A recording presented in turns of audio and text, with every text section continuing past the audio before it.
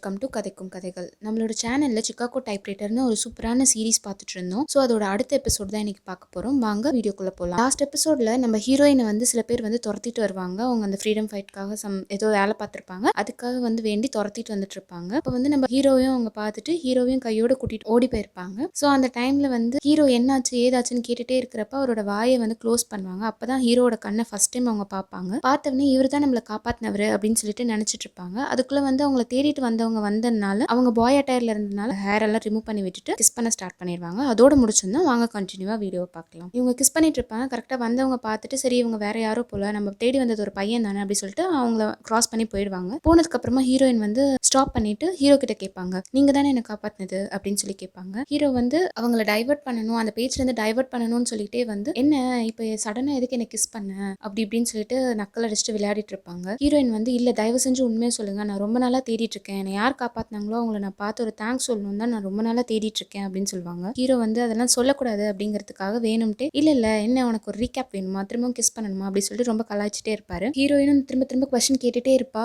ஹீரோவும் சும்மா கலாய்ச்சிட்டு ரொம்ப ஒரு மாதிரி டீஸ் பண்ணிட்டே இருக்கிறதுனால ஹீரோயினும் செம்ம டென்ஷன் ஆயிட்டு அகைன் அவங்களோட பாய் அட்டையரை மாத்திக்கிட்டு அந்த இடத்த விட்டு மூவ் பண்ணி போயிடுவாங்க. அடுத்த சீன்ல பார்த்தா அந்த பார்ல உட்காந்துட்டு ஹீரோவும் கோஸ்டும் பேசிட்டு இருப்பாங்க. அங்க வந்து நம்ம ஹீரோயின் பாட்டு பாடிட்டு இருப்பாங்க. அந்த டைம்ல வந்து கோஸ்ட் வந்து ஹீரோவை பார்த்து கேட்பாங்க, எவ்வளவு சூப்பரா பாட்டு பாடுறாள், நைஸ் கேர்ள் அந்த மாதிரிலாம் சொல்லிட்டு இருப்பாங்க. ஹீரோவும் பார்த்துக்கிட்டு சரின்ட்டு அவர் பாட்டு அந்த ரைட்டிங் ஒர்க்ஸ் பார்த்துட்டே இருப்பாரு. அப்போ வந்து கோஸ்ட் வேணும்ட்டே வந்து உனக்கு எந்த ப்ராப்ளமும் இல்லையா, அந்த பொண்ணை உனக்கு பிடிச்சிருக்கா அப்படி இப்படின்னு கேட்பாரு. ஹீரோவும் திரும்பி பார்த்துட்டு என்ன பிரச்சனை உனக்கு, எதுக்கு இப்போ இப்படிலாம் கேட்குற அப்படின்னு சொல்லி கேட்பாரு. அதுக்கு கோஸ்ட் சொல்லுவாரு, இல்ல உனக்கு பிடிக்கலன்னா சொல்லு, நான் கொஞ்சம் ஃப்ரீயா டேட் பண்ணுவேன்ல அதனால தான் அப்படின்னு சொல்லிட்டு சொல்லுவாரு. ஹீரோ திரும்பி ஹீரோயினை பார்ப்பாரு. அப்படியே மலைச்சு போயிட்டு அவங்களே பார்த்துட்டே இருக்கிற மாதிரி காட்டுவாங்க. அப்படியே அந்த சீனை கட் பண்ணிட்டு நெக்ஸ்ட் சீன்ல காட்டுவாங்க. ஹீரோ தனியா உட்காந்து எதையோ யோசிச்சுட்டு இருப்பாரு. அப்போ கோஸ்ட் வந்து எதை பத்தி யோசிச்சுட்டு இருக்க, என்ன இவ்வளோ டீப்பா திங்க் பண்ணிட்டு இருக்கே அப்படின்னு சொல்லி கேட்பாரு. ஹீரோ வந்து இல்ல ஒன்றும் இல்லை அப்படின்னு சொல்லுவாரு. இல்ல பரவாயில்ல சொல்லு அப்படின்னு சொல்லி கோஸ்ட் சொன்னோன்னே இல்ல அந்த பொண்ணுகிட்ட வந்து நீ தான் காப்பாத்தின அப்படின்னு சொல்லிடு அப்படின்னு சொல்லுவாரு. உடனே கோஸ்ட் கேட்பாரு, எதுக்கு,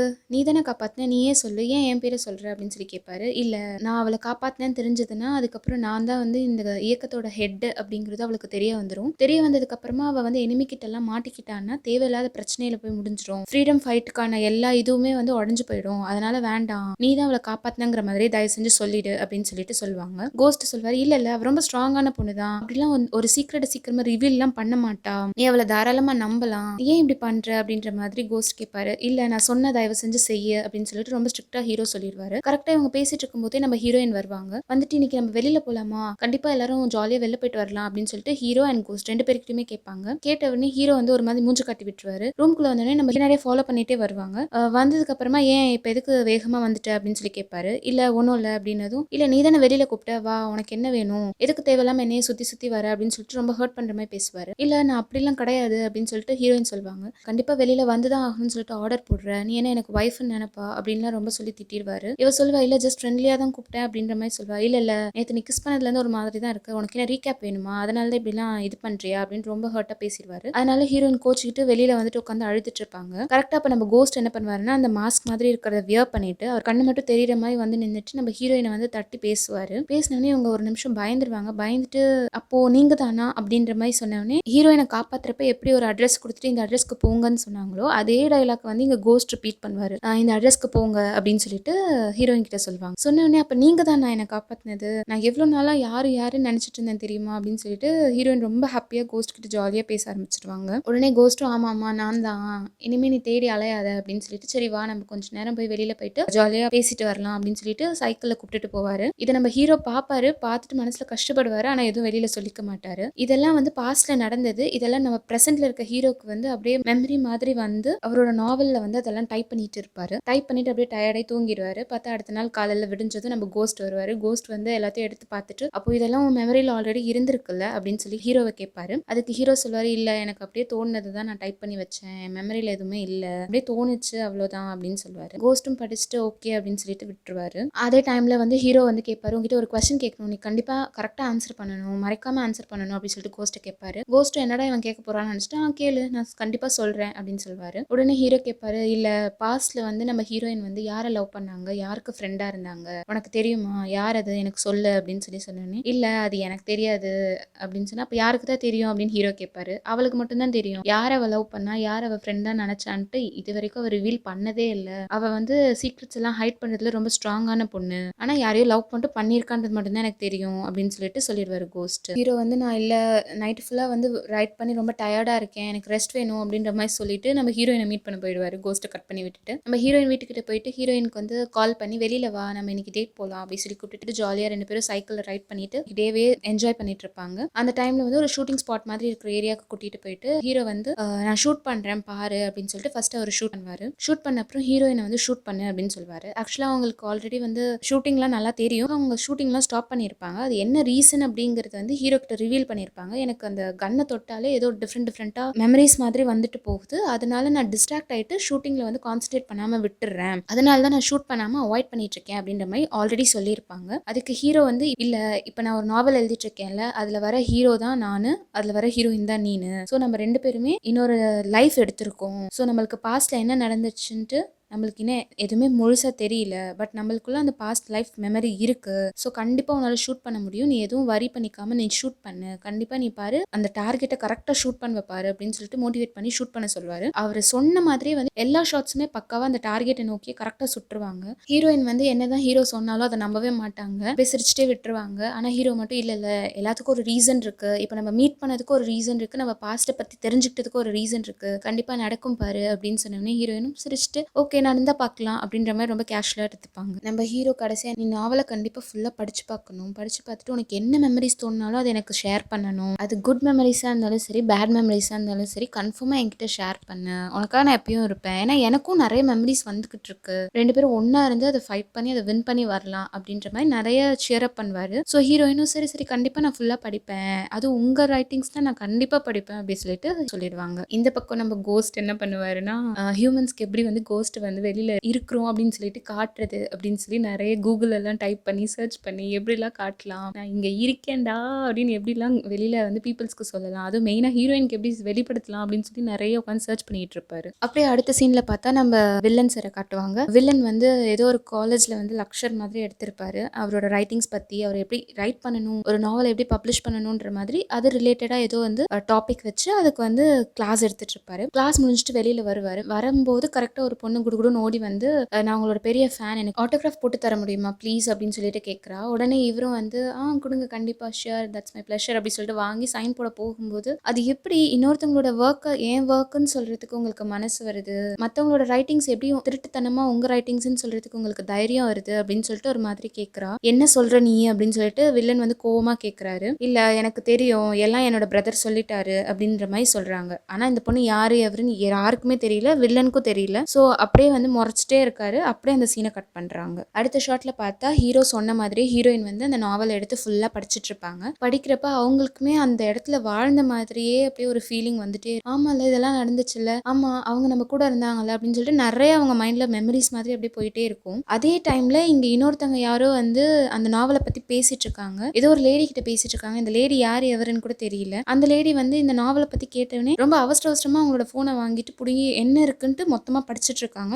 யாருன்னு தெரியல. படிச்சுட்டு எங்கேயோ வேகமாக ரொம்ப அவசரமாக கிளம்புறாங்க. நம்ம ஹீரோயின் படிச்சுட்டு இருக்கிறப்ப கரெக்டாக நம்ம ஹீரோவும் வந்து என்ட்ரி கொடுத்துட்றாரு. என்ட்ரி கொடுத்துட்டு என்ன ஃபுல்லாக படிச்சிட்டியா, ஏதாச்சும் மெமரிஸ் உனக்கு வந்துருச்சா அப்படின்னு சொல்லி கேட்குறாரு. ஹீரோயின் வந்து அப்படியே தயங்கிக்கிட்டே ஒரு மாதிரி சொல்ல வந்துட்டு அப்படியே ஒரு மாதிரி வியர்டா பேசாமல் ஸ்டாப் பண்ணிடுறாங்க. அப்போவே ஹீரோக்கு தெரிஞ்சிடுச்சு இவங்களுக்கு வேற எந்த மெமரியும் வரல, இந்த கிஸ் பண்ண சீனோட மெமரி தான் வந்துருச்சு அப்படின்னு சொல்லிட்டு திரும்பவும் நம்ம ஹீரோயினை வம்பிழுக்கிறாரு. என்ன உனக்கு திரும்ப ரீகேப் வேணுமா அப்படின்னு சொல்லிட்டு திரும்ப வம்பிழுக்கிறாரு. இவங்க ஒரு நிமிஷம் எனக்கு கொஞ்சம் டைம் கொடுங்க அப்படின்னு சொல்லிட்டு வெளியில வந்தவொடனே ஹீரோவும் வெளியில வந்துட்டு அங்கேயும் விடாம நம்ம ஹீரோயினை கலாய்ச்சிட்டே இருக்காரு. நல்லா ஜாலியா சிரிச்சு பேசிட்டு இருக்கிறத கரெக்டா அந்த இடத்துல இருந்து ஓடி வந்தாங்களோ ஒரு ஆன்ட்டி, அவங்க இங்க வந்து அவங்க 2 பேரை பார்த்துட்டு இருக்காங்க. இவங்க யாரு எதுக்கு இங்க வந்து பார்த்துட்டு இருக்காங்கன்னே தெரியல. அப்படியே இந்த சீனை நம்மளுக்கு கட் பண்றாங்க. அதுக்கப்புறமா நம்ம ஹீரோயின் 2 பேருமே டின்னருக்கு போறாங்க. டின்னருக்கு போகும்போது கோஸ்ட்டும் கூட வராரு. கோஸ்ட்டை வந்து ஏமாத்திட்டு வந்துடலாம் தான் நினைச்சிருப்பாரு ஹீரோ. பட் எப்படியோ வந்து கோஸ்ட் கண்டுபிடிச்சிட்டு நானும் வருவேன், ஞாபகம் இல்லையா நம்ம போட்டு அக்ரிமெண்ட் படி நீ ஹீரோயினை மீட் பண்ற டைம் எப்பயுமே வந்து என் கூட மட்டும் தான் நீ மீட் பண்ணணும், தனியா எப்பயும் மீட் பண்ணக்கூடாது, என்னை ஏமாத்திட்டு போலான்னு பாத்தியா அப்படின்னு சொல்லிட்டு நம்ம ஹீரோ கூட கோஸ்ட்டும் அப்படியே வந்துருவாரு. வந்ததுக்கு அப்புறமா 2 பேரும் டின்னர்ல உட்காந்துட்டு இருக்கப்ப சாப்பிட்டுட்டே பேசிட்டு இருப்பாங்க. அப்ப நம்ம ஹீரோயின் கேட்பாங்க நிஜமாவே நம்மளுக்கு பாஸ்ட்னு ஒன்று இருந்துச்சா, அதுல நம்ம 2 பேர் தான் இருந்தோமா, எனக்கு நினைக்கிறப்பவே ரொம்ப ஹாப்பியா இருக்கு அப்படின்னு எதோ பேசிட்டே இருக்கும்போது ஆமா அப்ப அந்த கோஸ்ட் என்ன ஆனாரு அப்படின்னு சொல்லிட்டு கேட்பாங்க. கோஸ்ட்டுக்கும் ஷாக் ஆயிடும், ஹீரோக்கும் ஷாக் ஆயிடும். என்ன அவளுக்கு ஞாபகம் இருக்கா அப்படின்னு சொல்லிட்டு உடனே வந்து ஹீரோயின் சொல்லுவாங்க ஆமா நம்ம 3 பேர் தானே எப்பயும் ஒன்னா இருப்போம், நம்ம 2 பேர் வந்து இங்க இருக்கோம் வாழ்ந்துட்டு இருக்கோம், நம்மளுக்கு மறுஜென்மம் கிடைச்சிருக்குன்னா கண்டிப்பா கோஸ்ட்டுக்கும் அவருக்கும் மறுஜென்மம் கிடைச்சிருக்கும்ல, அவரும் எங்கேயாச்சும் ஹாப்பியா தான் இருப்பார்ல அப்படின்னு சொல்லிட்டு பேசுவாங்க. அது மட்டும் இல்லாம அவர் தான் எனக்கு ட்ரெயினிங்லாம் பண்ணது, எனக்கு நிறைய விஷயம் கத்துக் கொடுத்தது எல்லாமே அவர் தான், ரொம்ப ஸ்வீட்டான பர்சன்ல அப்படின்னு சொல்லிட்டே இருக்கிறப்ப கோஸ்ட்டுக்கே அப்படியே தன்னறியாம ஆனந்த கண்ணீரா வந்துரும். ஹீரோவும் அதை பார்த்துட்டே இருப்பாரு. அப்படியே அந்த டின்னர் முடிச்சுட்டு ஹீரோ வந்து ஹீரோயினை ட்ராப் பண்ணலான்ட்டு அவங்க வீட்டுக்கு வந்துருவாங்க. வந்ததுக்கு அப்புறமா ஹீரோயினை ட்ராப் பண்ணிட்டு ஹீரோ போனதுக்கு அப்புறமா ஹீரோயினும் அவங்க ஃப்ரெண்டும் வந்து 2 பேரும் வீட்டுக்குள்ள வருவாங்க. வீட்டுக்குள்ள வரும்போது தான் பார்ப்பாங்க அவங்களோட ஹீரோயினோட ஆன்ட்டியும் வேற யாரோ பேசிட்டு இருக்க மாதிரி இருப்பாங்க. யார் அவங்கன்னு 2 பேர் பார்த்துட்டே இருக்கும்போது திரும்புவாங்க. பார்த்தா நம்ம ஹீரோயினோட அம்மாவா தான் இருப்பாங்க. இவ்வளோ நேரம் நம்ம ஹீரோவை ஃபாலோ பண்ணது, அந்த நாவலை படிச்சுட்டு ஓடி வந்தது எல்லாமே வந்து ஹீரோயினோட அம்மா. ஸோ இவங்க ஏன் வந்திருக்காங்க அப்படின்னு தெரியல. உடனே ஹீரோயினுக்கு வந்து அவங்க கிட்ட பேச மனசே இருக்காது. பட் ஆன்ட்டி கிட்ட கேட்டு பெர்மிஷன் கேட்டு ஹீரோயினோட அம்மா தான் ஜஸ்ட் ஒரு கொஞ்ச நேரம் மட்டும் நான் என் பொண்ணுகிட்ட பேசிக்கிறேன் அப்படின்னு சொல்லி பெர்மிஷன் கேட்பாங்க. அப்போ நம்ம ஆன்ட்டி திட்டுவாங்க, 20 வருஷமா விட்டுட்டு போயிட்டு இப்போ வந்து நான் பேசணும், அவகிட்ட பேசணும்னு சொன்னா என்ன நியாயம், தேவையே இல்லை அப்படின்னு சொல்லி ரொம்ப கண்டிப்பா இருப்பாங்க. லாஸ்டா எப்படியோ விட்டுடுவாங்க. 2 பேரும் போய் பேசிட்டு இருப்பாங்க. பேசுறப்ப வந்து ஹீரோயின் அவங்க வந்து கோவமா வந்து நிறைய வார்த்தை விட்டுருவாங்க. நீங்க வந்து வேற யாரு கூடயோ வாழ்றதுக்கு தானே என்னை விட்டுட்டு போனீங்க, அந்த சின்ன வயசுல எனக்கு என்னன்னு தெரியும், எதுக்கு தேவையில்லாம என்னை விட்டு போனீங்கன்னு கூட எனக்கு இந்நாள் வரைக்கும் தெரியல,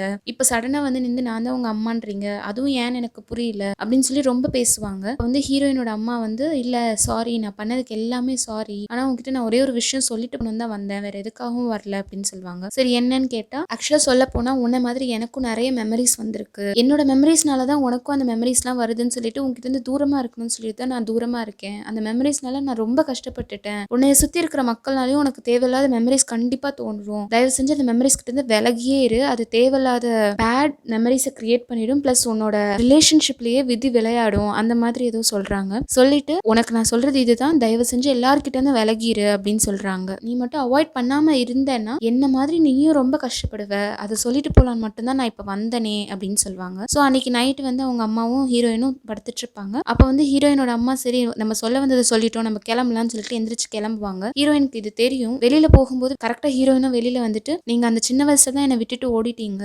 இப்பவாச்சு இந்த மெமரிஸ்லாம் எனக்கு தோன்றப்ப என் கூட இருந்து எனக்கு பக்கபலமா இருந்து ஏதாச்சும் சப்போர்ட் பண்ணுவீங்கன்னு நான் நினைச்சேன், ஆனா இப்பவும் நீங்க ஓடுறதுலயே இருக்கீங்கல்ல, தயவு செஞ்சு நீங்க கிளம்பிடுங்க, எனக்கு வேண்டவே வேண்டாம், நான் உங்களை மாதிரிலாம் கஷ்டப்பட மாட்டேன், எனக்கு தெரியும் எப்படி நான் வந்து ஹாப்பியா இருக்கணும்னு எனக்கு தெரியும், நான் ஹீரோ கூட சேர்ந்து கண்டிப்பா அதை ஃபைட் பண்ணி ஓவர் கம் பண்ணுவேன், உங்களை மாதிரி நான் கஷ்டப்பட மாட்டேன், தயவு செஞ்சு கிளம்புங்க அப்படின்னு சொல்லிட்டு அவங்களும் வீட்டுக்குள்ள போயிட்டு கதவை சாத்திடுறாங்க. இதே டைம்ல இந்த பக்கம் ஹீரோட வீட்டுல காட்டுறாங்க, நம்ம வில்லன் வந்து நல்லா ட்ரிங்க் பண்ணிட்டு ஹீரோட வீட்டுக்கு வந்துட்டு தயவு செஞ்சு எனக்கு ஒரு ஹெல்ப் பண்ணு அப்படின்னு சொல்லிட்டு குடிபோதையிலே கத்திட்டு இருக்காங்க. கோஸ்ட் என்னமோ வில்லனை பாக்குறப்ப ரொம்ப வெறுப்பா பாக்குற மாதிரியே இருக்கு. அடுத்த சீன்ல பார்த்தா மயக்கம் போட்டே விழுந்துடுறாரு வில்லனு. சரி ஹீரோ வந்து எப்படி இருந்தாலும் அவன் நம்மளோட அங்கிளோட பையன் தானே அப்படின்ற மாதிரி சரி கூட்டிட்டு போயிட்டு அவனை பெட்ல படுக்க வைக்கலாம்னு சொல்லிட்டு பெட்ல படுக்க வச்சுட்டு கீழே வராரு. அப்பதான் கோஸ்ட் சொல்றாரு, இல்ல அவன்கிட்ட இருந்து நீ கொஞ்சம் தூரமாவே இரு, அவன் அவ்வளவு நல்லவன்லாம் கிடையாது, அவனுக்கு வந்து 2 முகம் இருக்கு, உனக்கு தெரியாது, அவன் எப்படிப்பட்டவன் உனக்கு சுத்தமா தெரியாது, அவன்கிட்ட இருந்து விலகி இருக்கதான் உனக்கு நல்லது அப்படின்னு சொல்லிட்டு சொல்றாரு. உடனே ஹீரோ கேட்கிறாரு, அப்ப இவனும் நம்மளோட பாஸ்ட்ல இருந்திருக்கானா, அப்புறம் எப்படி உனக்கு தெரியும் அவனை பத்தி அப்படின்னு கேட்டா, ஆமா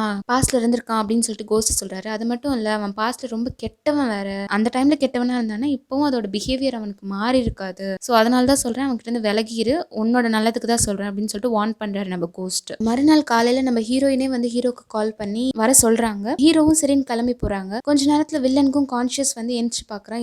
எழுந்து பார்த்ததுமே ஹீரோட வீட்டுல தான் இருக்குமா, நம்ம வந்து அந்த ஃபேட்டுங்கிற அந்த ஃபர்ஸ்ட் நாவலோட ஃபர்ஸ்ட் டிராஃப்ட் வந்து நம்ம எடுத்துட்டோம்னா இனிமே ஒரிஜினல் டிராஃப்ட் என்கிட்ட தான் இருக்கு, யாரும் நான் வந்து திருடுனேன்னு சொல்ல மாட்டாங்க அப்படின்றதுனால போயிட்டு எங்க இருக்கு அந்த டிராஃப்ட் இருக்குன்னு சொல்லிட்டு தேடிட்டே இருக்கு. இவன் தேடுறத பக்கத்துலயே நின்று கோஸ்டும் பார்த்துட்டே தான் இருக்காரு. இவன் தேடிட்டு கடைசியில அப்பாடா கிடைச்சிருச்சு அப்படின்னு சொல்லிட்டு எடுத்து கிடைச்சிருச்சு அப்படின்னு சொல்றான். சைட்ல வந்து கோஸ்ட் நின்றுட்டு திருட்டு பாயிலே அப்படின்னு சொல்லிட்டு பாஸ்ட்ல இருந்து வில்லனோட பேரை சொல்லி திட்டுறாரு. அப்படி சொல்லி திட்டினோடனே யாரோ கூப்பிட்ட மாதிரி வில்லனுக்கு தெரிஞ்சுதா என்னன்னு தெரியல, திரும்பி பாக்குறாரு. அப்படியே இந்த சீனை கட் பண்றாங்க. அடுத்த சீன்ல பார்த்தா நம்ம ஹீரோயின் வந்து அந்த ஷூட்டிங் ஸ்பாட்லயே திரும்ப நின்றுட்டு ஹீரோக்காக வெயிட் பண்ணிட்டு இருக்காங்க. ஹீரோக்காக வெயிட் பண்ணிட்டு இருக்கப்ப சரி நம்ம ஷூட் பண்ணலாம்னு சொல்லிட்டு ஷூட் பண்ண ட்ரை பண்ணிட்டு இருக்கப்ப அவங்களுக்கு வந்து ஏதோ பாஸ்ட்ல வந்து ஹீரோவே ஷூட் பண்ண மாதிரி ஒரு திங்கிங் வருது. அந்த மெமரியில வந்து அவங்க கையில கன் இருக்கு, ஆப்போசிட்ல வந்து நம்ம ஹீரோ இருக்காங்க, ஹீரோவை பாயிண்ட் பண்ணி ஷூட் பண்ணிட்ட மாதிரி ஒரு திங்கிங் வருது. அந்த திங்கிங் வந்தவொடனே அப்படியே கீழே விழுந்துட்டு அழுதுட்டு இருக்காங்க. அங்க கரெக்டா நம்ம ஹீரோவும் வந்துடுறாரு. அப்படியே இந்த எபிசோட் முடியுது. சோ வில்லனுக்கு வந்து கோஸ்ட் தெரிஞ்சாரா, ஏன் சடனா கோஸ்ட் வந்து வில்லனுக்கு தெரிஞ்சாரு, அப்போ வந்து பாஸ்ட்ல வந்து நம்ம ஹீரோ ஹீரோயின் அண்ட் கோஸ்ட் தவிர்த்து அப்ப வில்லன் பிளஸ் ஹீரோயினோட அம்மா 5 பேருமே வந்து இருந்திருக்காங்க. இவங்களோட லைஃப்ல என்னதான் ஆச்சு, ஒருவேளை ஹீரோயினுக்கு வந்த மெமரி மாதிரியே ஹீரோயின் தான் நம்ம ஹீரோவை கொன்னுட்டாங்களா, இல்ல யாரை தான் ஹீரோயின் ஷூட் பண்ணாங்க அப்படிங்கிற எல்லா விஷயத்தையுமே வர எபிசோட்ல பார்க்கலாம். தேங்க்யூ.